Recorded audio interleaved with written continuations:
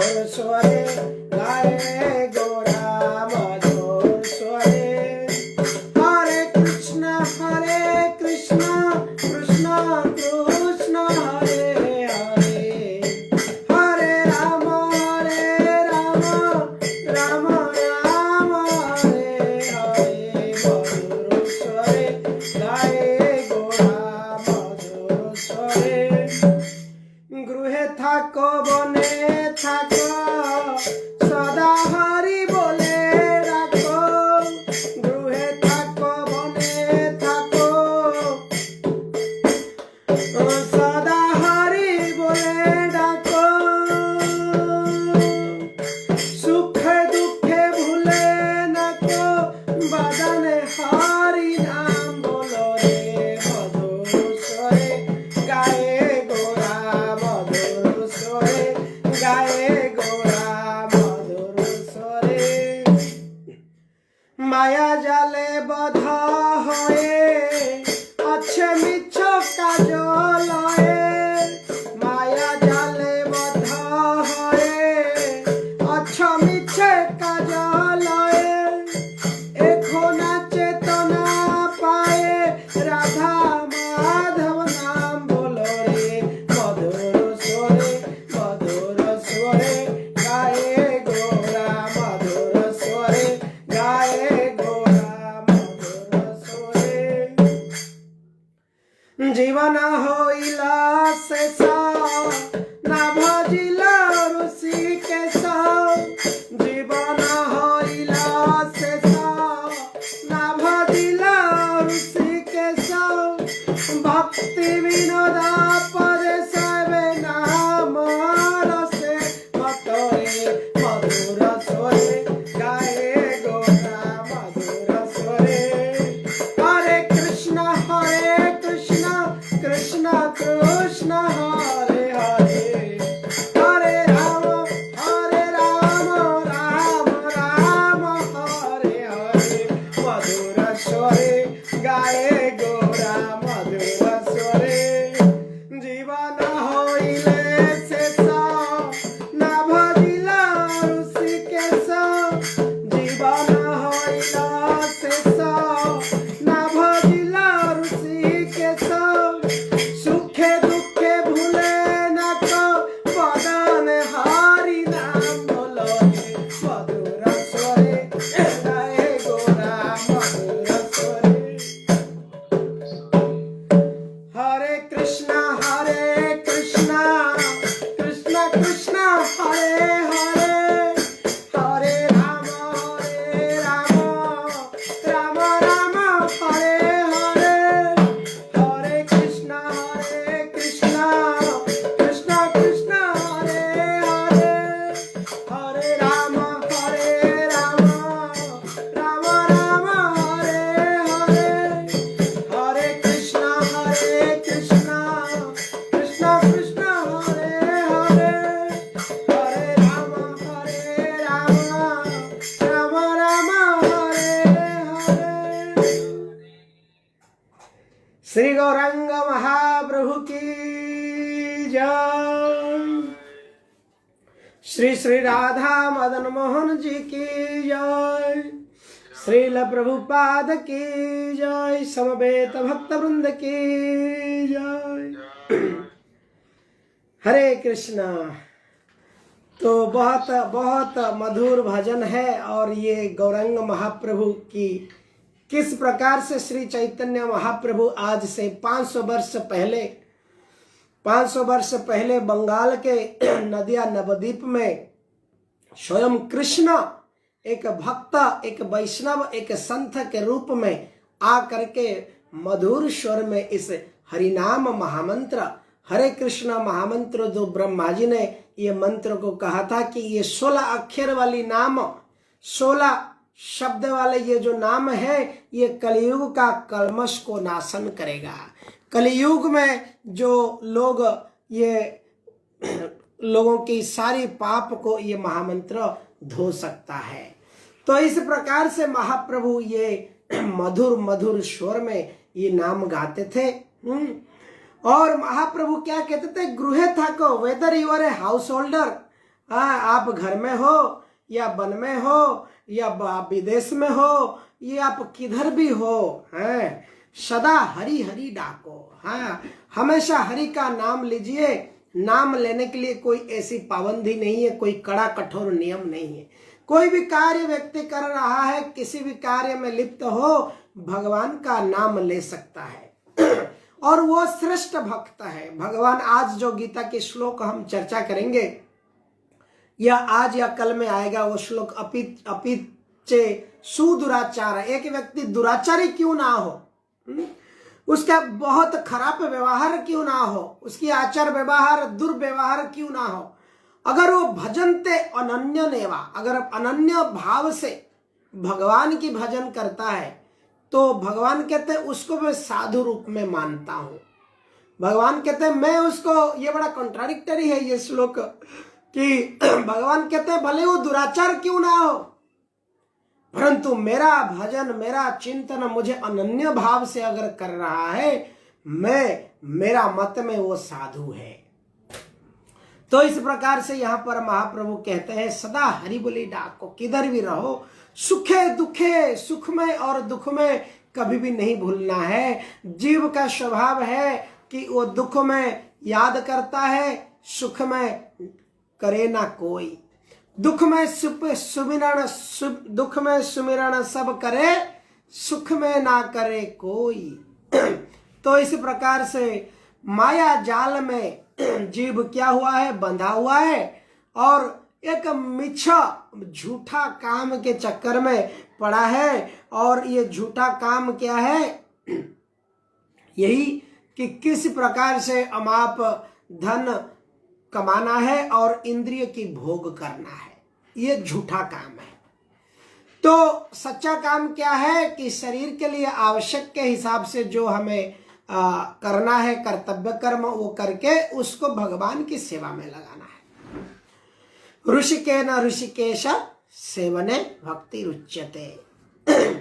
तो इस प्रकार से अंत में भक्ति विनोद ठाकुर कहते हैं कि जीवन होइले शेष, जीवन अंत तक आ जाता है, बुढ़ापा आ जाता है, व्यक्ति जीवन भर ऋषिकेश यानी श्री कृष्ण को भजन नहीं कर पाता है। तो इस प्रकार से ये ऐसा गवाना वृथा में मनुष्य जीवन को कोई लाभ नहीं है। हरे कृष्णा। सभी वैष्णव भक्तों के चरण में दंडवत प्रणाम करते हुए अशेष प्रार्थना करते हुए आज की हम इस श्रीमद् भागवत गीता के भक्ति जो सेक्शन 4, ये जो सेक्शन है श्लोक 26 से श्लोक 32, ये परम गुह्यतम ज्ञान के ये जो चैप्टर है 9वां अध्याय के परम गुह्यतम ज्ञान श्लोक 26 और 27 की चर्चा हमने कल किया है। और कैसे हमने कल देखा भगवान ने कोई ज्यादा बड़ा डिमांड, बड़ा कंडीशन नहीं रखा है भक्ति करने के लिए। हमने देखा ये जो है बड़ा सरल उपाय है। भगवान ने इतना सिंपल प्रोसेस रखा है कि पत्र पुष्प फल आदि के माध्यम से कोई भी भगवान को अर्पण करता है, भगवान भावग्राही जनार्दन है, उसका भक्ति को स्वीकार कर लेते हैं। किस प्रकार से हम देखा कि भगवान को जब भोजन अर्पण करके हम खाते हैं तो उसमें क्या होता है, भगवान वो भोजन को ग्रहण करते हैं, वो कहते हैं कि मैं उसको ग्रहण करता हूं। परंतु भोजन क्या है, हमारी सत्वगुणी भोजन होना चाहिए। भोजन ज्यादा तीखा, बहुत ज्यादा खट्टा और 2 दिन पुराने पका हुआ खाना, ये सब तमोगुणी है। और पशु पक्षियों की मांस, मछली आदि जो है ये तमोगुणी भोजन कहा जाता है। तो शुद्ध शाकाहारी भोजन कोई व्यक्ति अगर पकवान में पका करके भगवान को अर्पण करके प्रतिदिन इसको सेवन करता है तो यह प्रसाद सेवन के माध्यम से अपना मन चेतना को शुद्ध कर सकता है। तो उसी प्रकार से हमने दूसरे श्लोक में भी कल चर्चा किया कैसे एक व्यक्ति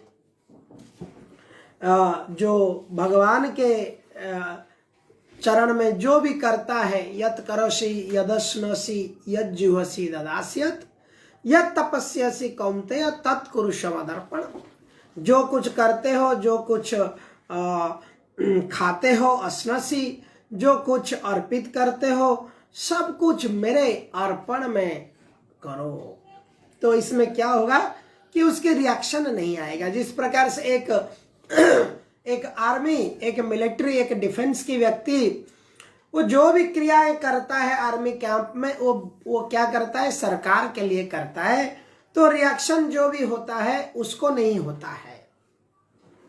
बॉर्डर में एक व्यक्ति जब फाइट करता है, बॉर्डर में सोल्जर्स को मार देता है, तो उसको मेडल मिलता है, उसके ऊपर शाबाशी मिलता है, सरकार उसको अच्छा फैसिलिटी देता है, और वहां पर उसको हत्या करने की कोई दोषी फांसी नहीं लगता है।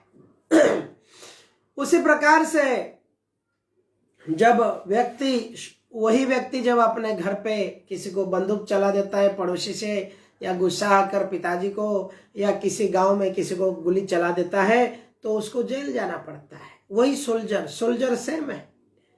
तो इसी प्रकार से जब कोई व्यक्ति भगवान के लिए काम करता है, भगवान के अर्पित होकर, समर्पित होकर अपने दैनंदिन जीवन चलाता है, तो वहां पे हो सकता है उसके चल के जाने में कोई कीड़ा मकोड़ा की मृत्यु हो गई, भोजन खाने में किसी की मृत्यु हो गई, क्योंकि अग्नि में, जल में, फल में, सब्जियों में भी बहुत जीवन है, पेड़ पौधे में भी जीवन है। ऐसे हम जीवस्य जीवनम, एक दूसरे के जीवन है।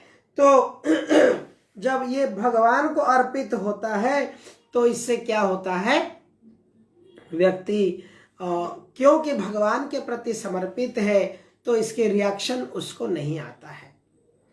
तो इसी प्रकार से श्लोक 28 को आज हम पाठ करेंगे। ओम नमो भगवते वासुदेवाय।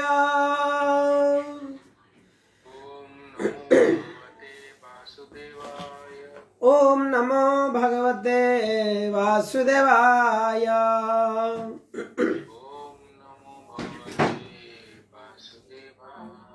ओम नमो भगवते वासुदेवाय।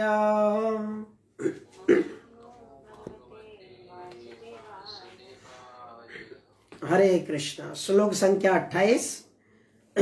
शुभ शुभ फलेरेवं, शुभ शुभ फलेरेवं, मोक्षयसे कर्म बंधना, मोक्ष से कर्म बंधने, संन्यास योग युक्ता युक्तामां, संन्यास योग युक्तात्मा, विमुक्तो मामुपैष्यसि। हरे कृष्णा। कोई पढ़ना चाहेंगे इसका तात्पर्य अनुवाद? हरे कृष्ण माता जी, पढ़िए।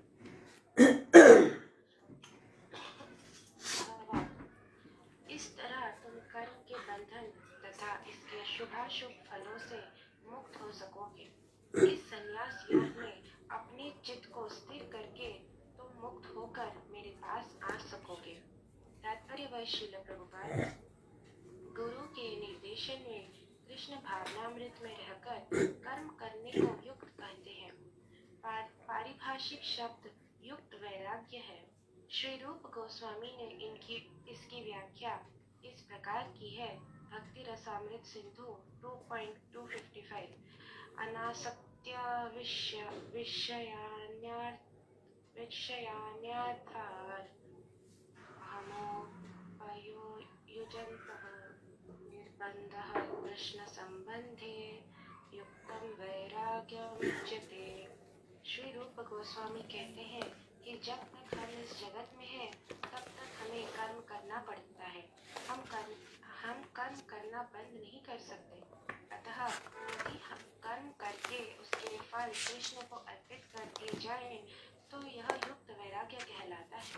वस्तुतः संन्यास में स्थित होने पर ऐसे कर्मों से चित्त रूपी दर्पण स्वच्छ हो जाता है और कर्ता क्रमशः आत्म साक्षात्कार की ओर प्रगति करता रहता जाता है। त्यों परमेश्वर के प्रति पूर्णतया समर्पित होता रहता है।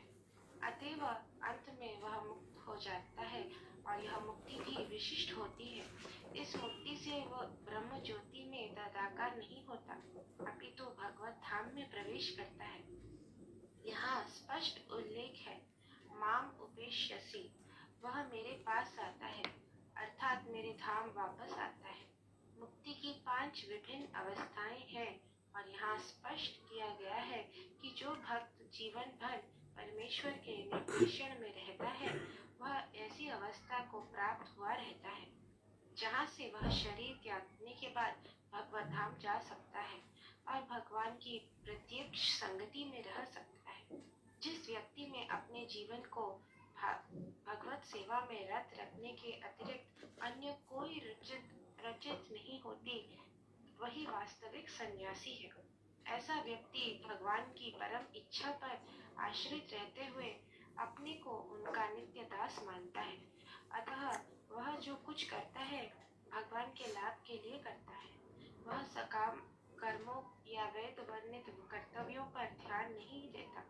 सामान्य मनुष्यों के लिए वेद वर्णित कर्तव्यों को संपन्न करना अनिवार्य होता है, किंतु शुद्ध भक्त भगवान की सेवा में पूर्णतया रत होकर भी कभी कभी वेदों द्वारा अनुमोदित कर्तव्यों का विरोध करता प्रतीत होता है, जो वस्तुतः विरोध नहीं है।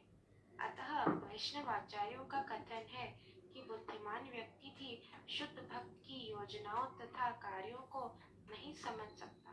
ठीक शब्द है तार वाक्य क्रिया मुद्रा विजय न बुझय। चैतन्य चरितामृत मध्य 23.39। इस प्रकार जो व्यक्ति भगवान की सेवा में रत है या जो निरंतर योजना बनाता रहता है, इस तरह भगवान की सेवा की जाए, उसे ही वर्तमान में पूर्णतया मुक्त मानना चाहिए और भविष्य में उसका भगवत धाम जाना ध्रुव है। जिस प्रकार कृष्ण आलोचना से परे है, उसी प्रकार वह भक्त भी सारी भौतिक आलोचना से परे हो जाता है। हरे कृष्णा, दंडवत प्रणाम। हरे कृष्णा माता जी, थैंक यू। तो यहाँ पर ये श्लोक में हम देखते हैं किस प्रकार से एक व्यक्ति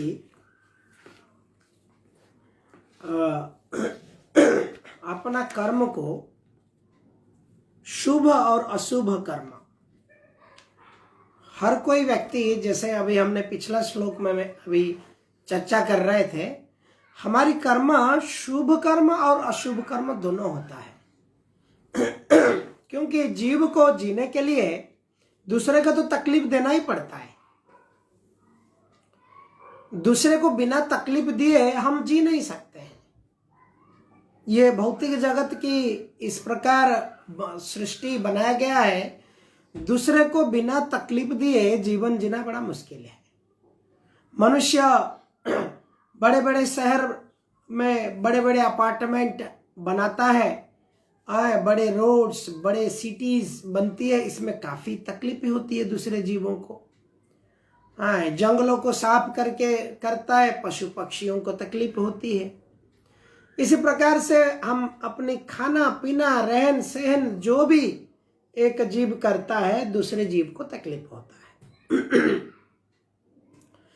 तो इस प्रकार से शुभ कर्म और अशुभ कर्म, शुभ फल और अशुभ फल, हमें शुभ कर्म करेंगे तो शुभ फल मिलेगा और अशुभ कर्म का अशुभ फल मिलेगा। क्योंकि साइंस कहता है, विज्ञान भी इसको मानता है कि every action has a equal and opposite reaction. तो जब equal and opposite reaction every action का है, तो हम जो भी करते हैं क्रियाएं दिन भर, ऐसा कहा जाता है कि जब हम सांस लेते हैं, अपने सांस के अंदर कई जीवाणुओं की अंदर हमारे प्रवेश कर जाते हैं और उनकी भी मृत्यु हो जाती है। हाथी चलता है तो उसका पैर के नीचे कई जीव जंतु ये मर जाते हैं।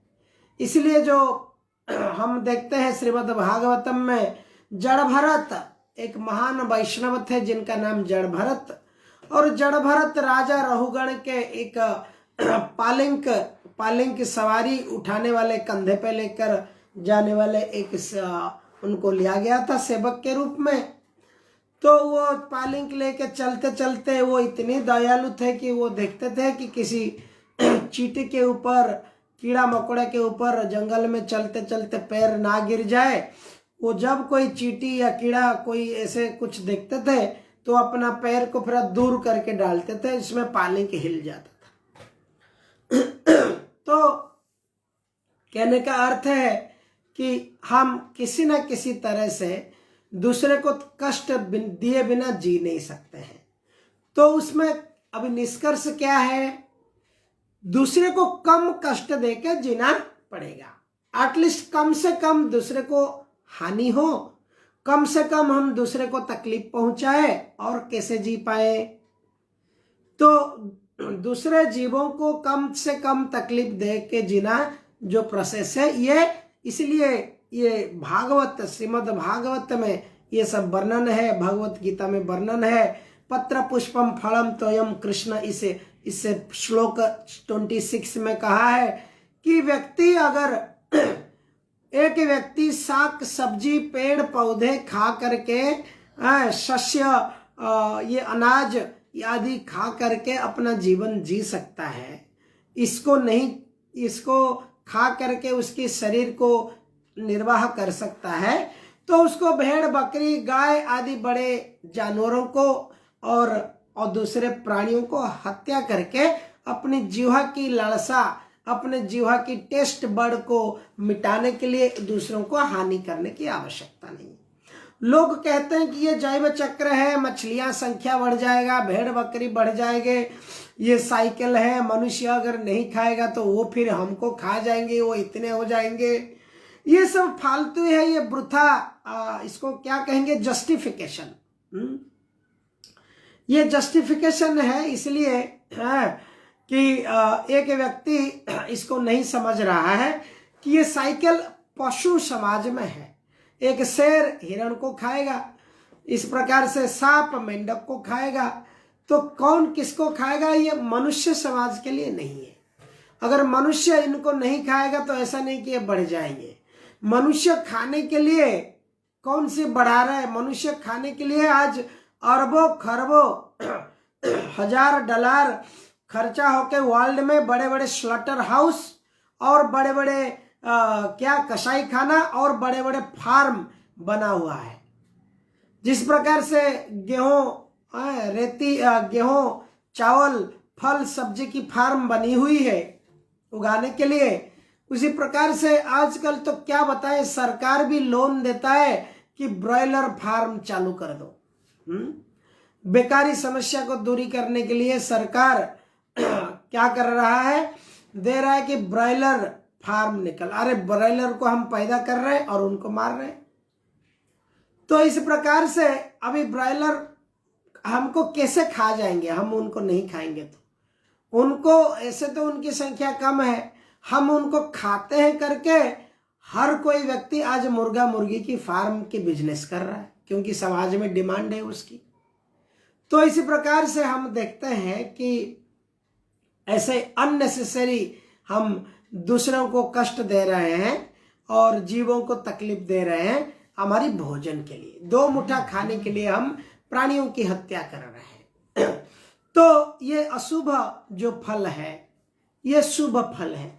तो भी अगर कोई भी फिर भी ये इस प्रकार के रिएक्शन है उसको, फिर भी इस प्रकार स्थिति में वो भगवान की स्मरण करता है, भगवान के चिंतन करता है, भगवान के नाम जप करता है, भगवान की कथा को श्रवण करता है, वो इससे उसके अंदर धीरे धीरे ऐसा भावना आ जाएगा जिसमें वो समझ पाएगा कि मैं जानवर और बाकी कोई भी इंसान तो छोड़िए, किसी भी प्राणी को मैं कष्ट नहीं दूंगा।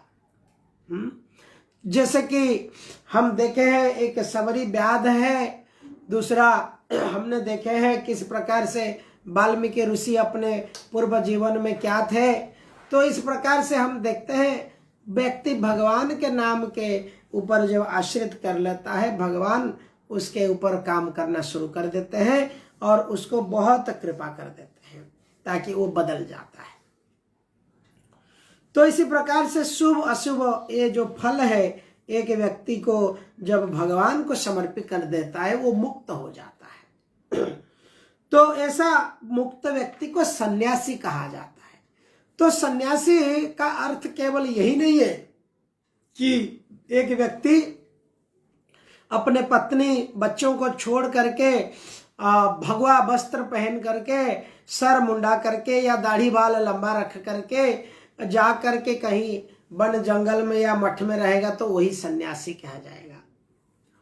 तो सन्यासी शब्द को अगर हम एक अर्थ निकालते हैं तो जैसे कि मुनि कहा जाता है, सन्यास, सन्यास या मुनि या गोस्वामी, ये जो शब्द है ये शब्द के अर्थ है जो अपने इंद्रियों को कंट्रोल किया है। जो व्यक्ति इंद्रिय कंट्रोल कर देता है, गो शब्द का अर्थ है इंद्रिय और स्वामी शब्द का अर्थ है कंट्रोलर। स्वामी शब्द का अर्थ है नियंत्रक, स्वामी मास्टर। तो इंद्रियों का मास्टर हमको बनना चाहिए। हम क्या है, हम इंद्रियों का दास है। इंद्रिय हमारा मास्टर बना हुआ है। अभी क्रिकेट मैच चलेगा, हम उधर भागते हैं, मोबाइल निकालते हैं, उसको देख के भोग करेंगे। अभी देख करके बड़ा कुछ मन कर रहा है भोग करने की वस्तु, हमारा इंद्रियों की स्वभाव क्या है, इंद्रिय वस्तु भोग्य वस्तु की तरह आकर्षित होता है। तो जब इंद्रियों की स्वामी ये आत्मा अपना बुद्धि द्वारा मन को लगाम लगा करके, जैसे घोड़े को लगाम लगा होता है, मन को ऐसे लगाम लगा करके अपने बुद्धि का माध्यम से जब वो इंद्रियों को खींचता है लगाम से कि नहीं ये गलत है, यहाँ अभी नहीं जाने का, नहीं मेरा समय को मैं भगवान की भक्ति कथा श्रवण करने में लगाऊंगा, नहीं मेरा समय को मैं फालतू फिल्मों, ये संसार में कोई मार देता है, कोई किसी को प्यार कर लिया, कोई किसी का धन हड़प लिया, कोई फिर उसके बाद उसका धन हड़प लेता है, कोई उसका फिर से प्रतिशोध लेता है। यही जो फिल्में हैं ये सब देख करके क्या फायदा, मैं घंटा घंटा मूवी देख करके बर्बाद नहीं करूंगा। मैं भगवान की इस कथा रूप गुण लीला इत्यादि ये सब जो मूवी है इसको मैं देख करके मेरा समय बिताऊंगा ताकि मेरा मन भगवत चेतना में रहेगा, वैष्णव के संग करूंगा। ये सब के माध्यम से एक व्यक्ति धीरे धीरे क्या करेगा, अपने इंद्रियों को अपने काबू में ला सकता है। तो इसलिए ये हम इसके बारे में और ज्यादा नहीं कहेंगे। ये द्वितीय अध्याय में चैप्टर 2 में हमने इसको पढ़ा है, कैसे भगवान अर्जुन पूछता है स्थित प्रज्ञा स का भाषा, स्थित प्रज्ञों का भाषा क्या है, वो कैसे बोलता है, कैसे चलता है, कैसे क्या करता है। तो इस प्रकार से जब कोई व्यक्ति अपने मन इंद्रियों को काबू में करता है, भगवान को शुभ अशुभ जो कर्म हुआ सबको अर्पण करता है, सब कुछ यही है कृष्ण चेतना। तो इस प्रकार से व्यक्ति जब कृष्ण चेतना में रहता है तो वो क्या हो जाता है, सन्यासी उसको कहलाता है। तो यहां पर हम देखते हैं एक शब्द है युक्त वैराग्य, इसलिए हमको होना चाहिए। युक्त वैराग्य का शब्द क्या है, हमें संसार के साथ जुड़ना है, संसार को छोड़ना नहीं है, परिवार को छोड़ना नहीं है, कर्म को त्याग नहीं करना है, सब कुछ करते हुए युक्त करते हुए भगवान से युक्त होना है। भगवान से जुड़ना है, संसार से भी रहना है, संसार में रहकर भगवान से जुड़ना है। और वैराग्य क्या है, वैराग्य ये है कि हम उसको स्वयं के लिए भोग नहीं करेंगे, स्वयं की इंद्रिय तृप्ति के लिए हम सोचना नहीं है कि मैं भोगता हूं, मैं भोग करूंगा इसको, मैं एक क्या हूं, मैं भगवान की सेवक हूं और मेरा ड्यूटी कर रहा हूं। मुझे ड्यूटी दिया गया है परिवार की सेवा करना, और मेरा ड्यूटी दिया गया है, जो ड्यूटी दिया गया इसके अंदर मैं भगवान की सेवक समझ के कर्तव्य कर रहा हूं। बहुत ज्यादा पैसा हुआ तो भगवान आपकी कृपा से हुआ है, बहुत कम पैसा हुआ है तो भी प्रभु आपकी कृपा से इस शरीर चलने के लिए, शरीर जीने के लिए आप दे रहे हो। जो भी मेरा हक होता है, जो हक मेरा बनता है, या जो मेरा कर्म में है, उसके हिसाब से मुझे फल मिल रहा है।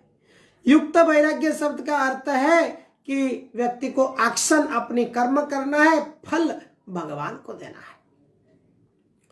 इसे ये प्रोसेस कैसे काम करता है कि अपने को, एक व्यक्ति को क्या करना है, चेतो दर्पण मार्जनम, अपने मन रूपी दर्पण जो है, मन रूपी मिरर जो है, उसको मार्जन करना है। कैसे मार्जन करना है? भगवत संग, भगवान नाम, नाम जप, भगवान की ये सब कथा सुनने के माध्यम से समर्पण होना, धीरे धीरे प्रोग्रेस करेगा एक व्यक्ति उसमें, और अंत में वो क्या करेगा, इस संसार से मुक्ति लाभ कर जाएगा, भक्ति के माध्यम से भगवान को प्राप्त करेगा।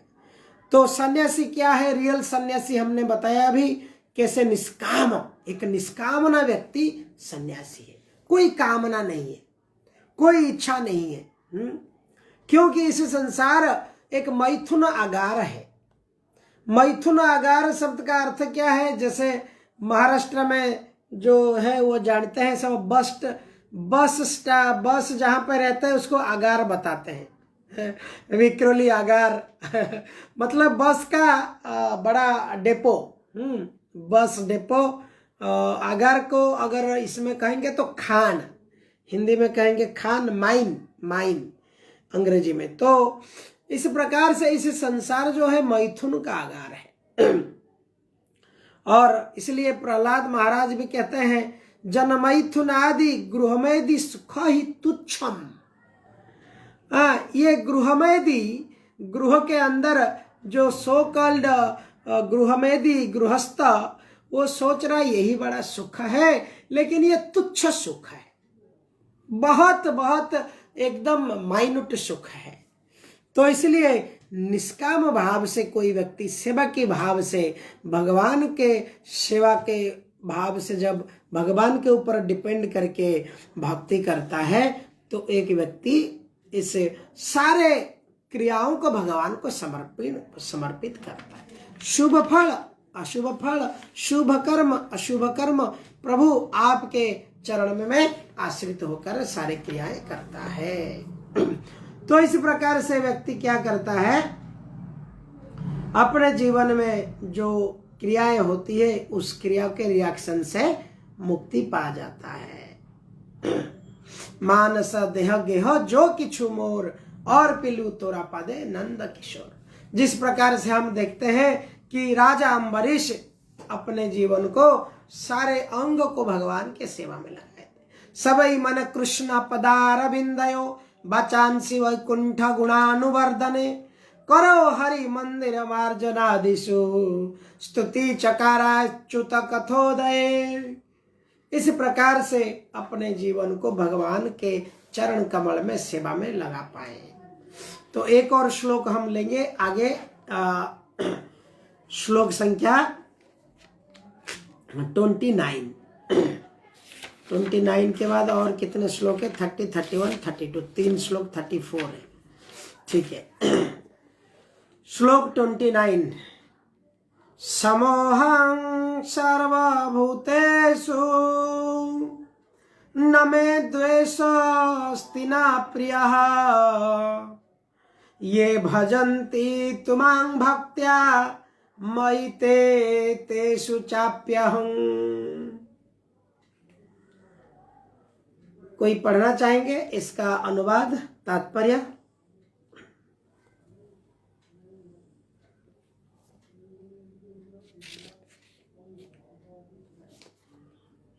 मैं ना तो किसी से द्वेष करता हूं, न ही किसी के साथ पक्षपात करता हूं। मैं सबों के लिए समभाव हूं, किंतु जो भी भक्ति पूर्वक मेरा सेवा करता है वह मेरा मित्र है, मुझ में स्थित रहता है और मैं भी उनका मित्र हूं। यह प्रश्न किया जा सकता है कि जब कृष्ण का सेवा के लिए समभाव है और कोई विशिष्ट मित्र नहीं है, तो फिर वे उन भक्तों में विशेष रुचि क्यों लेते हैं जो उनकी दिव्य सेवा में सदैव लगे रहते हैं?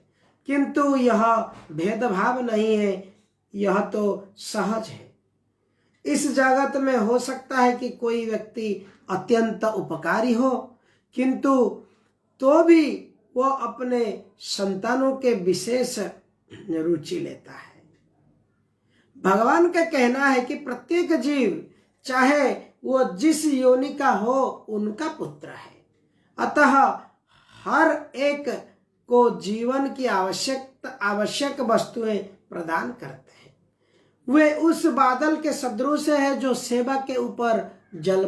सबों के ऊपर जल वृष्टि करते हैं, चाहे यह वृष्टि चट्टान पर हो या स्थल पर हो या जल में भी हो। किंतु भगवान अपने भक्तों का विशेष ध्यान रखते हैं। ऐसा ही भक्तों का यह उल्लेख हुआ है। वे सदैव कृष्ण भावनामृत में रहते हैं, फलतः वे निरंतर कृष्ण में लीन रहते हैं। कृष्ण भावनामृत शब्द ही बताता है कि जो लोग ऐसे भावनामृत में रहते हैं वे सजीव आध्यात्मवादी हैं और उनमें स्थित है। भगवान यहाँ स्पष्ट रूप में कहते हैं मई ते अर्थात वे मुझ में है। फलतः भगवान भी उनमें है। इससे ये यथा माम प्रपद्यन्ते ताम तथैव भजाम्यहम की भी व्याख्या हो जाती है कि जो मेरी शरण में आ जाता है उसकी मैं उसी रूप से रखवाल करता हूँ। यह दिव्य आदान प्रदान भाव विद्यमान रहता है, क्योंकि भक्त तथा भगवान दोनों सचेतन है।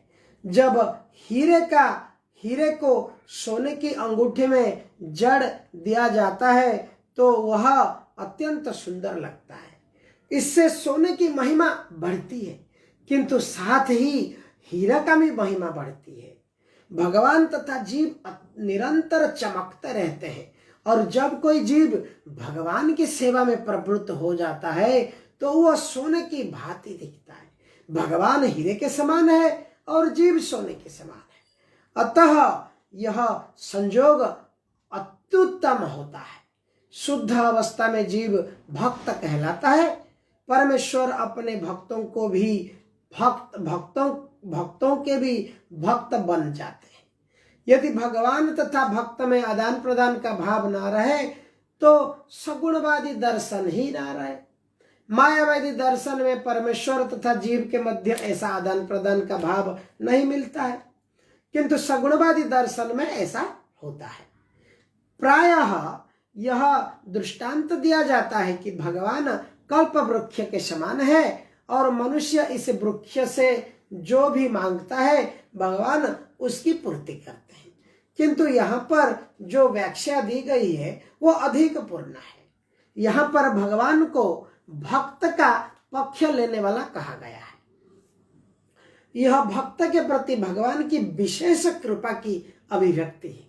भगवान के आदान प्रदान भाव कभी कर्म के नियम के अंतर्गत नहीं मानना चाहिए। यह तो उस दिव्य अवस्था से संबंधित रहता है जिसमें भगवान तथा उनके भक्त कर्म करते हैं। भगवत भक्ति इस जगत का कार्य नहीं है, अतः यह तो उसका आध्यात्म जगत का अंश है जहाँ शाश्वत आनंद तथा ज्ञान का प्राधान्य रहता है। हरे कृष्णा कृष्ण कृष्ण हरे हरे, हरे राम राम राम हरे।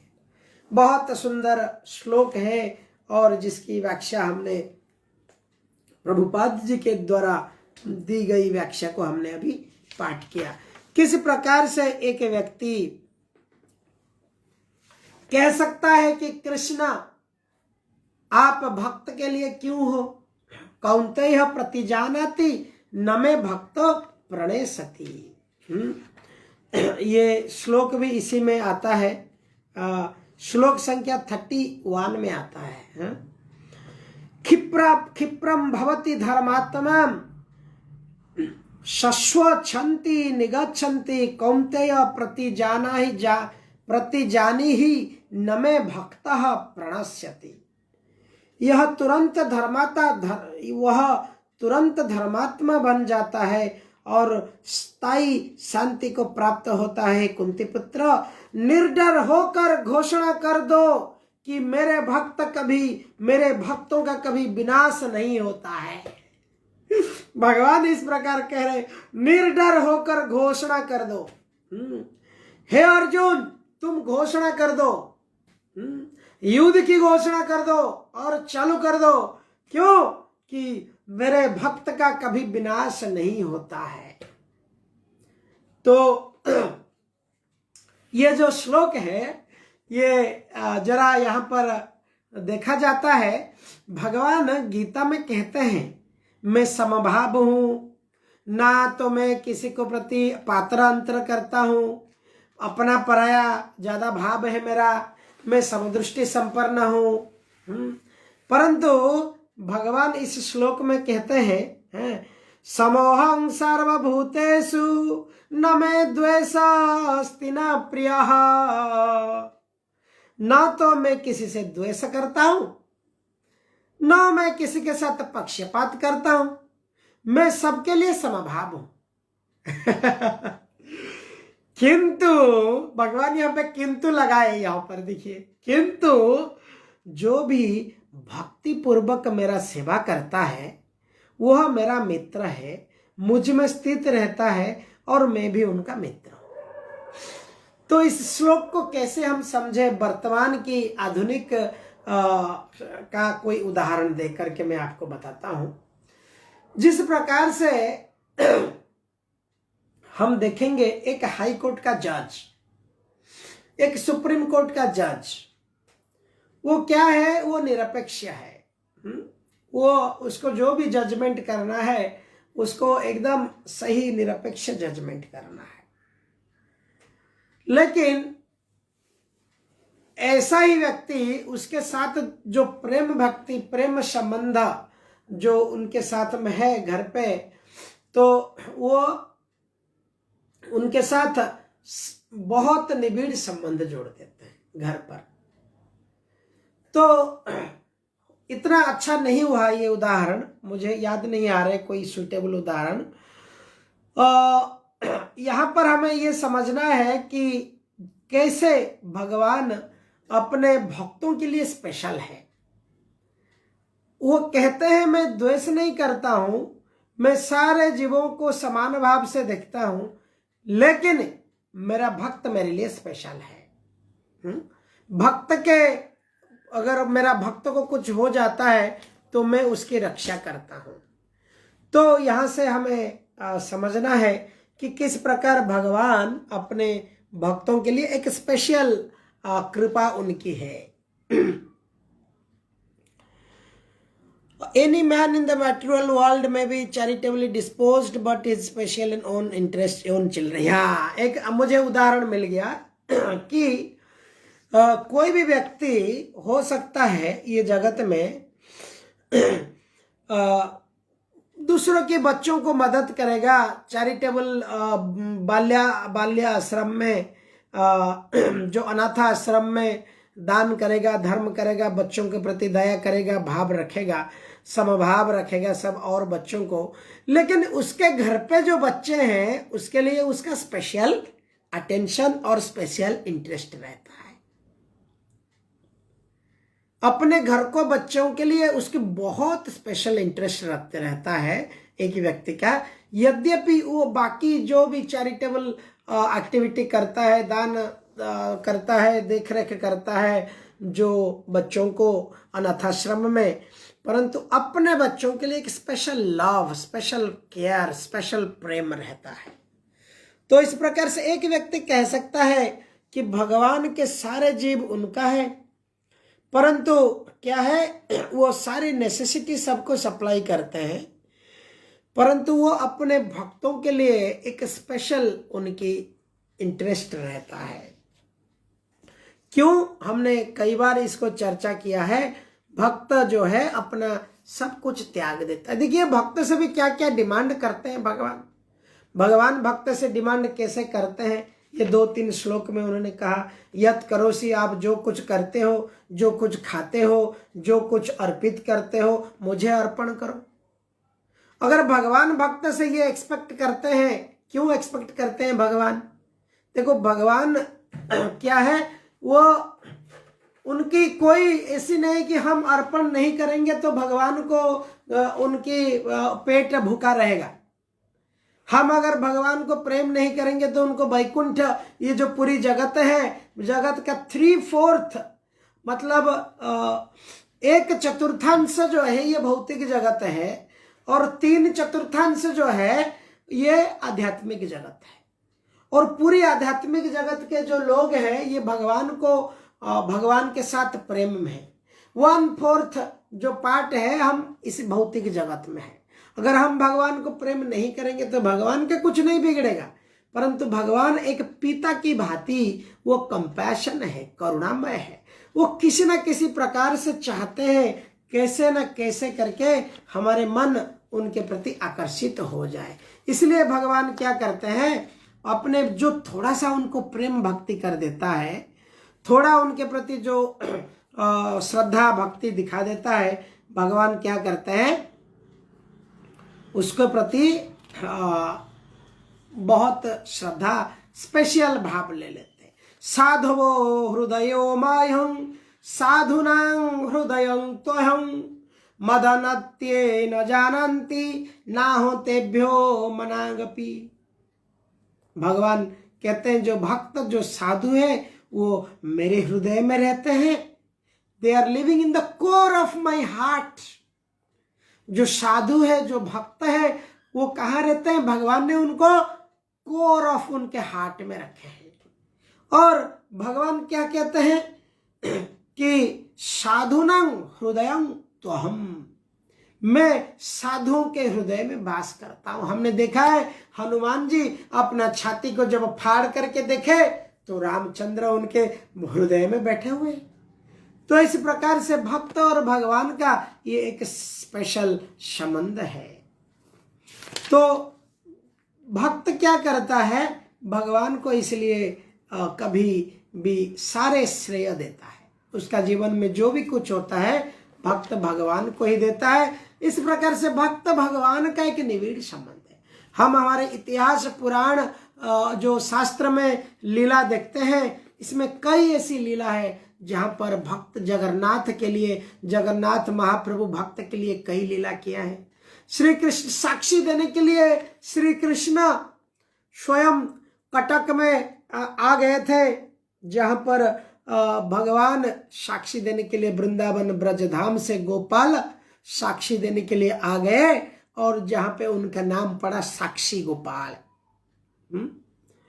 और भक्तों के लिए भगवान ने खीर, एक भक्त इच्छा किया खीर चाखने के लिए, और भगवान ने पुजारी से वो खीर को चोरी कर लिया, और भगवान अपने नाम को भी खीर चोर गोपीनाथ कर दिया। तो ऐसे कई अनंत लीला है भगवान के, जो अपने भक्तों के लिए ये भगवान उनका अपनी सब कुछ प्रदान कर देते हैं। एका तो भक्त जीवन, भगवान के लिए भक्त का जीवन सबसे बड़ा है। भक्त निमंते तोरा शंख चक्र चिन्ह भक्त जीवन। इस प्रकार से आज के श्लोक को हमने यहीं पर अंत करेंगे, और किस प्रकार से भगवान भक्ति क्या ऊपर भगवान कृष्ण प्रेम जो है हमें आस्वादन करना है, ये श्री चैतन्य महाप्रभु यहाँ पर कहते हैं कि राय कहे आमी नट तुम्ही सूत्रधार। रामानंद राय श्री चैतन्य महाप्रभु को कहते हैं मध्य लीला 8.132-133 में। रामानंद राय कौन है? ये रामानंद पटनायक है, गवर्नर ऑफ आंध्र प्रदेश। 500 वर्ष पहले ये महान भक्त थे। तो रामानंद राय कहते हैं अमी नट्टा, ये भक्त और भगवान की देखिए कितना निविड़ संबंध है। राय कहे आमी नट्ट तुमी सूत्रधार, यही मतो नाचाओ तैछे नाची नाचीवार। तो आप जैसे नचाओगे मैं नाचूंगा। भगवान भक्त को भी ऐसे ही, भक्त को भगवान कहते हैं तुम जहां जहां मुझे बुला लेते हो मैं वहां आ जाता हूँ। नाहं तिष्ठामि वैकुंठे, मैं तो वैकुंठ में, लोग कहते हैं कि मैं वैकुंठवासी हूँ, लेकिन मैं वैकुंठ में नहीं रहता हूँ। कहाँ रहता हूँ? योगिना हृदय नच, योगी तपस्वी जो मुझे ध्यान लगा करके बैठे हैं उनके हृदय में मैं नहीं रहता हूँ। कहाँ रहता हूँ? मत भक्त्या यत्र गायन्ति तत्र तिष्ठामि नारद। नारद जी को कह रहे हैं मेरे भक्त मेरे को जहां शुद्ध प्रेम से पुकारते हैं, मेरी गान करते हैं, मैं चुपचाप वहां पहुंच जाता हूं। तो इस प्रकार से रामानंद राय कहते हैं मोर जिह्वा वीणा यंत्र तुम्ही वीणाधारी। मोर माने मेरा जो जिह्वा है ये वीणा यंत्र है, और वीणाधारी तुम हो, तुम वीणा को धारण किया है। मेरा जिह्वा के अंदर तुम आओ, तुम्हारे मने यही उठे ताहारी उच्चारी। तो तुम्हारा मन में जो आता है मेरा जिह्वा के माध्यम से उच्चारण कर। तो इस प्रकार से यहाँ पर चैतन्य महाप्रभु कुछ सुनना चाह रहे थे रामानंद राय से, और रामानंद राय को कहते तुमको सब कुछ मालूम है, तुम सर्वज्ञ है, मुझे सब भक्ति मार्ग बताओ। महाप्रभु स्वयं भगवान होकर भक्तों को कितना बड़ा, कितना प्रशंसा कर रहे हैं, और भक्त भी अपने आप को वो प्रशंसा में क्या उसके बैलून ईगो बैलून को फूका नहीं देता है। भक्त कहता है प्रभु मैं आपके हाथ में एक कठपुतली हूँ, आप जैसे नचाओगे मैं नाचूंगा। इस प्रकार से भक्त और भगवान का एक स्पेशल रिलेशन है। यद्यपि भगवान सबके लिए है, हाँ, यद्यपि भगवान सबके लिए समान है, लेकिन भक्त भगवान उनकी फैमिली है। हरि हरि बोल। हरे कृष्णा कृष्ण कृष्ण हरे हरे, हरे राम राम राम हरे हरे। बहुत बहुत धन्यवाद। Thank you very much. Hari बोल।